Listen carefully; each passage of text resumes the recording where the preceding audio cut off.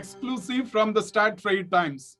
A recent survey carried out by Freightos, the digital booking platform for international shipping, found that 46% of air cargo carriers now enable instant rate searches for codes on their websites, compared with 10% in 2019. Meanwhile, 33% of e-booking with instant confirmation compared to 25% in 2019. Using a combination of breakthrough technology, data, and a platform that spans thousands of global logistic providers, importers, airlines, ocean liners, and leading tech players, the Freightos Group business units, Freightos.com, WebCargo, and Freightos Data are making global trade smoother. According to Freightos, the company's digital bookings increased 300% year over year and added several new airlines as its customers in the last 1 year, that include American Airlines. While the pandemic played its role to accelerate the overall shift to digital booking, Freightos thinks that pandemic is not the only reason for the air cargo and freight industry to make this shift, but it thinks that the time was just right for this acceleration as carriers were ramping up digital booking offerings over the last few years in response to market volatility. To discuss the exponential growth of digital freight booking and what is the next phase of digital air cargo, I have with me Freightos CEO Zvi Schreiber, and he joins me from London. Zvi, great to have you. Thanks, Zvi, for finding time to talk to us. Let me start by asking you the 300% growth year over year in the digital booking on Freightos platform. What are some of the reasons why there is so much of acceleration? Is that just the pandemic or are there more reasons? Thanks, Reji. Yeah, great to be on.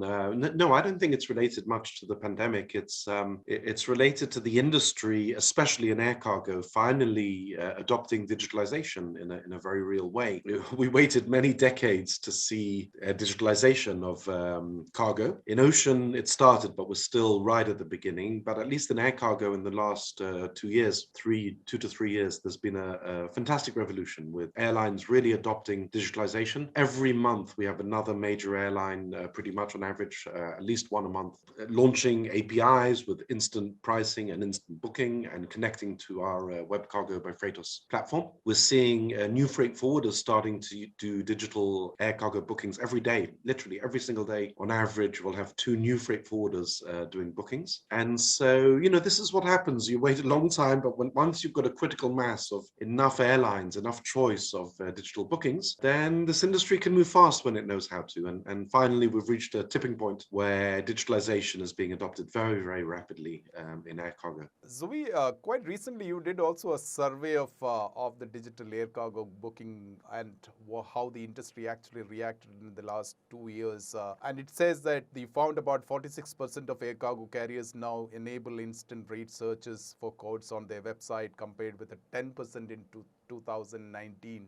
When do we see that this 46% really going up to 80, 90, 100? Well, it will take a bit of time. The reason is that, we got to 40 something percent because some of the big airlines have got APIs now. So already in 2019, we had Lufthansa, Air France KLM, IAG Group, which includes British Airways. More recently, Qatar Airways, Turkish. These are some of the big carriers. To get to 90%, you probably need, 100 airlines or something. So you need a lot of the smaller airlines. I think that the only roadblock now is just the IT maturity of the carriers. So, 2 years ago, we still spoke to some airlines who said, we don't know if we want to go digital. We don't know if we're going to do instant pricing. We quite like having 2 spreadsheets a year, one for the summer, one for the winter. But we haven't heard that in a while. Now, every airline we speak to understands that the industry is going digital and that they need to go digital. And so now it's just a question, do they have the IT systems? So nowadays, if an airline isn't connecting to the WebCargo platform, it's because they don't have the IT systems. And then they say to us, come back in 1 year when we have a new IT system, 2 years or half a year. But it's just them getting their systems ready. And in some cases, that requires an upgrade to their core operational systems. But that's the only limitation. I think it's now clear to the whole industry that air bookings are going digital and there's no going back from that. The last interview that I did was a week after that you announced or you onboarded Qatar Airways cargo. That was in February 2021. And during my conversation with you, you also made a reference to about how slow the cargo industry has been on the aviation side. And you made a reference about 1963 when American Airlines had a passenger, some sort of a digital booking on the passenger side, and you were still waiting for American Airlines to come on board. And even after my conversation with you, it took about a year more for American Airlines to come on board because they had actually completely revamped their IT system. How significant was getting American Airlines on board while you had the biggest other carriers also already on board? American Airlines is very significant for us. It's early days. They only went live with us last week. We announced it several weeks ago that we're going live with them. But in fact, it's less than a week, I believe, since they went live. And as you said, you remembered correctly, that happened 60 years after they started Sabre with they didn't call it digital in those days, but they had some kind of electronic booking for passengers 60 years ago. So that's an interesting history. But American Airlines went live on WebCargo last week. And it's very significant for us because they are the largest, by most measures, they are the largest carrier in the United States, and the United States is a very, very large and important market. So we're very excited to have American live. They've been already doing many bookings in the first few days, so we've made a good start. And yes, although they're at this point, we have more than 20 airline groups on 40 individual airlines. American is certainly a significant one for us, and we certainly hope to be a significant channel for them. And you also had a significant push also to expand into the American market to get a lot more of airlines on board on the digital platform. How has that been the journey for the last 1 year? Yeah, it's I don't know why, but the American market was slower. We sort of had a clear geography where Europe was first, and don't ask me why. Then Middle East, we got Turkish and Qatar and Etihad, and only now United States. We've had Delta for a while now, now American recently, and still, of course, the market which is slowest is the Asian market. But we're optimistic that in the next few months we'll finally see major Asian carriers as well. Having said that, a lot of the capacity in and out of the United States is on the European carriers. So we've had bookings out of the United States for a long time, also on Lufthansa or British Airways or Qatar. So we've had a lot of capacity in the United States, but getting the American carriers is significant. In parallel to that, we're also catching up with getting the freight forwarders in the United States. We've been very strong in Europe. Out of 3,300 freight forwarders who use our WebCargo booking system, the majority are in Europe still, but we're growing rapidly in the States, particularly after we acquired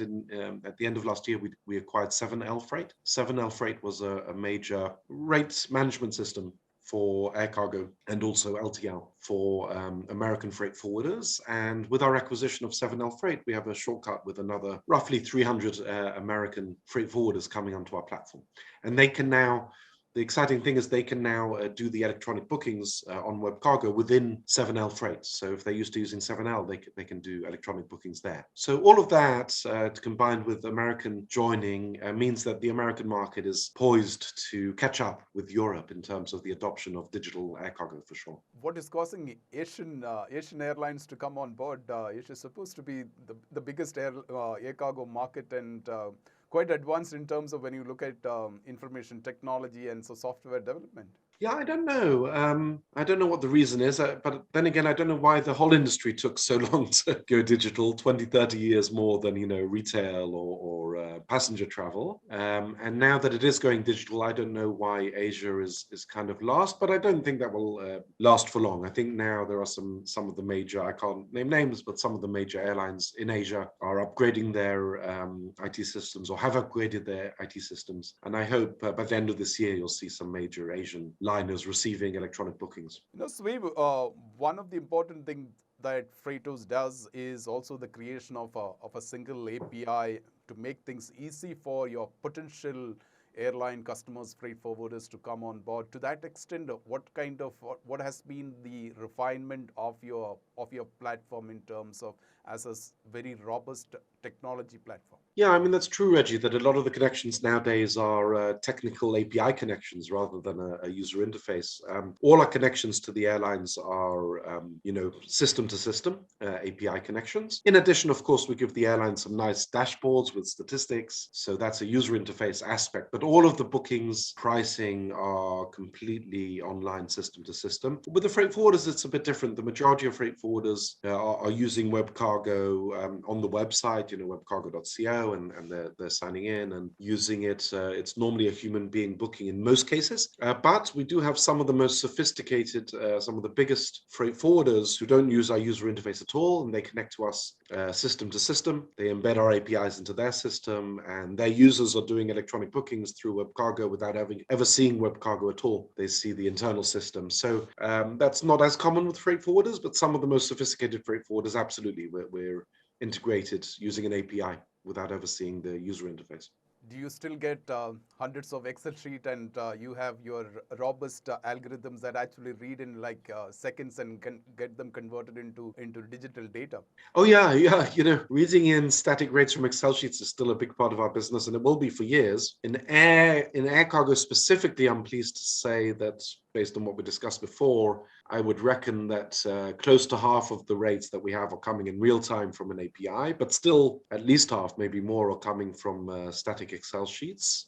In ocean, it's even worse. And in road, forget about it. The vast majority of rates that we have are coming in Excel sheets. So yeah, that's still a big, ingesting Excel sheets is still an important part of our business. But there's definitely light at the end of the tunnel now that gradually we're replacing Excel sheets with real-time APIs for sure. And these Excel sheets rates are for a week, or is it for on a daily basis that you get, or things are improving? Varies.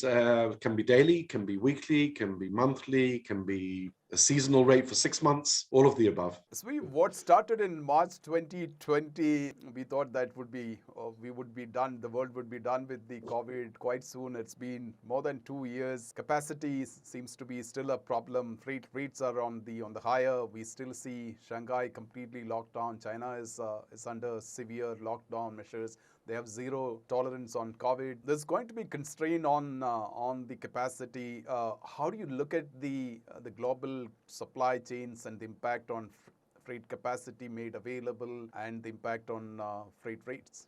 It's complicated. I mean, what's happening in China now is actually, I don't think it's limiting capacity as much as it's limiting demand, actually. So you're seeing ocean rates softening a bit because factories are closed. The ports are still mostly working, although you never know. I mean, the situation in China is complex and it's evolving. But right now, we're seeing actually more impact on the production. And therefore, actually, it's dampening the demand for freight more than it's dampening the supply. And yeah, what still remains to be seen, the most unexpected impact of the pandemic was that it actually increased retail sales in the United States and elsewhere, particularly the United States, and that's what created elevated demand. So what remains to be seen is whether American consumers now go back to spending more money on travel and restaurants and services, and maybe they reduce their demand for goods a little bit. That would have a big impact on balancing demand. Second of all, the situation in China, which can impact in both directions. It certainly disrupts supply chains, but from a freight perspective, it can impact the demand or the supply. And then also capacity. So there's a large order book now for ships. There's an order book for planes. Our friends at Qatar Airways ordered 100 Boeing planes. And I assume that I don't follow it as closely, but I assume that there are orders for more cranes and equipment. So it's all a complicated equation. And I'm not able to say which way freight rates are going to go, with consumer behavior changing, the COVID, for now at least, mostly finished in the rest of the world, but still impacting China very much. And then this awful war in Ukraine, which impacts air cargo capacity, that, it takes the Russian carriers out of most of the market, and also all the routes become longer. That reduces capacity. So there's a lot of moving parts here, and hard to say where we end up with all of that. So what would be the future of air cargo capacity sales on the digital platforms? What is the next stage of it now that the need of having the capacity made available online, instant freight rate, that's something that the industry has realized that it is really important. What would be the next stage in terms of cargo capacity made available online? A few things, of course, like as we discussed earlier, there are still carriers who are not online, especially in Asia, but not only. And second of all, even some of the carriers who are online, they may be only online for general cargo. Not all of them have pharma or dangerous goods online. Some of them still can only sell online up to 1 ton or up to 2 tons. So even the airlines who are online may not be 100% online. So there's a lot to be done now in making sure that all the airlines and all the types of capacity are online. We've still got a way way to go. It's progressing with great momentum, but it will still take some years to really have everything online. What would be the role of the GSSA's general sales and service agents in the new digital freight market? Yeah, I mean, that's an evolving thing. Of course, GSSA has two roles. One is a service agent dealing with actual cargo handling in many cases, and that's much harder to digitalize. That's a physical service they have to provide sometimes at the airport. But in terms of being a general sales agent, that's something which is evolving because the airlines now have new digital tools. The sales agents themselves, the GSAs themselves, can sell on web cargo and can buy on web cargo, so they can use the digital tools themselves. But it's an evolving situation whether the GSAs digitalize enough that the airlines still rely on them. They've got to be careful. If they remain quite manual, there's a risk that airlines, at least on the sales side, less so on the service side, but on the sales side, there is a risk that airlines will try to sell more directly using digital tools. So that's still evolving. What are the things that you are additionally building into as a booking capabilities on your platform for the future? Sustainability is a serious topic of discussion in the logistic global supply chains. What are the new capabilities that you're planning to build into your system, which your customers, airlines, and freight forwarders can actually use it? Yeah, so good that you mentioned that. Sustainability is a big topic for us. We are actively in the process of rolling out a new greenhouse gas emissions estimator throughout our platform. So every price quote we give will include a greenhouse gas emissions estimate based on the European standard EN 16258 standard for how it's proper to calculate emissions. This is going to become very important because in the United States now, the SEC is going to require companies to report their carbon footprint. In some cases, that will include the scope 3 carbon footprint. So if you're a retailer, you'll have to not only disclose what you're emitting directly, but also your supply chain. And freight is a big part of that. So giving visibility to greenhouse gas emissions is a central part of what we're working on now. The other thing is, which we sort of hinted at before, but trying to get full door-to-door digital. So not just the air, but also the ocean and also the trucking, and really, in the end, give the customer full visibility into the price and the transit times that they're signing up for. That's a full visibility for a customer across different modes. So it's like something that probably an integrator offers to a customer. So it's something in the similar lines. Yeah, that's right. I mean, if you're shipping an envelope, you get full visibility. But of course, that's much easier because FedEx owns their own trucks and their own planes. Once you get up to cargo, it's a lot more complicated because typically it's going to go on a truck and then a plane or a ship and then a rail and then a truck, and it's multiple carriers. And the trucking industry in particular is very fragmented. 100,000 trucking companies just in the US, probably millions worldwide. So it's a lot harder. But yes, the idea in the end is to give the same experience that you get when you work with a FedEx or a UPS or a DHL, that you know exactly when what it's going to cost and when it's going to arrive. Absolutely. That's a good way of describing the goal. I'd like to get your comment on digital air cargo. There are quite a lot of platforms like yours, and apparently a lot of the carriers as well as freight forwarders work with multiple platforms.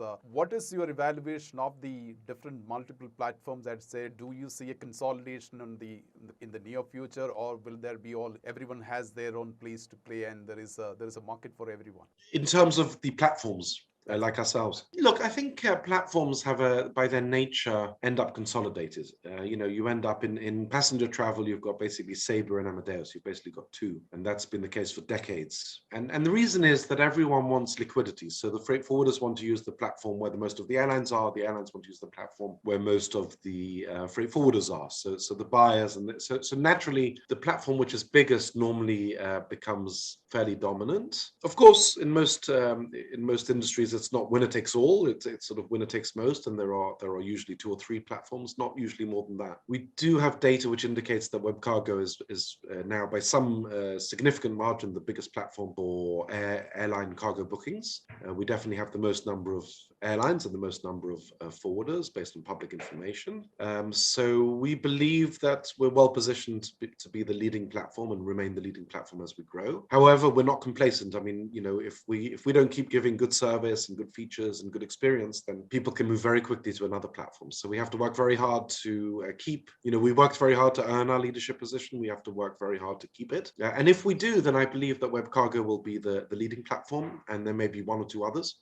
Probably not more than that, because there's no reason. It doesn't really, the dynamic doesn't make sense to support more than a couple of platforms. Okay, one last question. When I will go back to my last interview with you in February 2021, and I did ask a question about the possible acquisitions of new companies, raising new fund, and you said given the size and the opportunity and given the momentum, especially in the digital air cargo, which is the fastest growing part of the business, at that time you said that it would be interesting to raise some money just to accelerate the growth even faster. So do you still have plans to raise some money and maybe acquire a couple of companies? Yes, well, first of all, we did what you promised. What I promised you, we acquired a company since then, 7L Freight, and yes, we are on the lookout opportunistically to make more acquisitions. The acquisitions so far have worked out very well. WebCargo was originally an acquisition 6 years ago, but now it's very well integrated into the Freightos group, and the original team has stayed and enjoyed being part of something bigger. So that's been a win-win.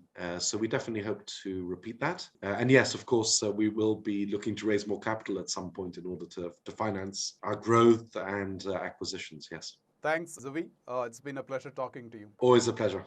For the latest news on air freight, keep visiting stattimes.com. Follow us on Twitter, LinkedIn, Facebook, and Instagram. Visit and subscribe our YouTube channel for exclusive one-to-one interviews with global logistic leaders and for recordings of all our past webinars and virtual conferences.